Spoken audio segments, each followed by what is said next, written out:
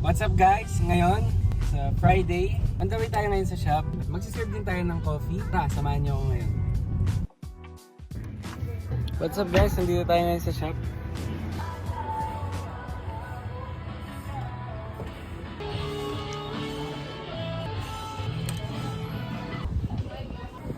Check. Merong mga dumarating customer. Ano siya? Patpaan na isa na. 19 po lang. Dapat yun. Ilan? 19 po. 19 kanina yan. Ilan po? Take out. 19 na dyan. Ay, yan. Parang gusto mo umuwi ah.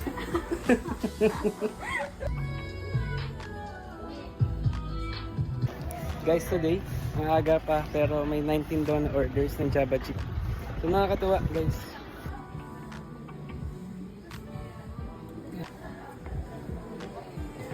Ano masasabi mo sa orders? Sa orders, masaya.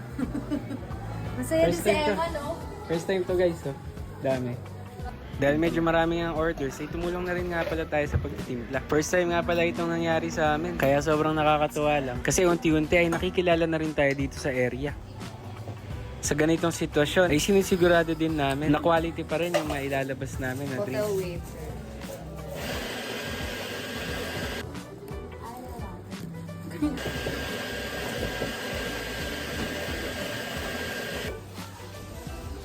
Sa kanila din ba yung chocolate? Yun pala guys, kung hindi pa natitikman yung Java Chip namin, bisitahin mo kami dito sa Gilginto, Bulacan.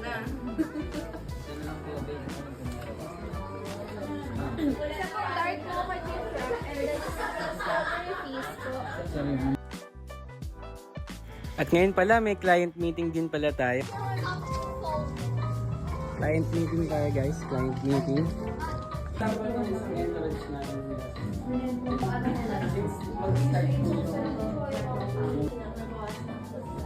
After din nga pala ng meeting natin with the client, ay may meeting naman tayo with Brookie's Music Tutorial. So yun guys, natapos na naman yung isang araw. And super thankful kasi ang dami nating customer today. Kung hindi pa kayo nakapunta dito guys sa Bruce Street Coffee, punta na kayo dito. Tikman niyo yung coffee namin. Dito na nga pala nagtatapos ang ating vlog. Kung napanood mo to at malapit ka lang dito sa Giginto Bypass, bisitahin niyo na kami. Thank you! Hi guys!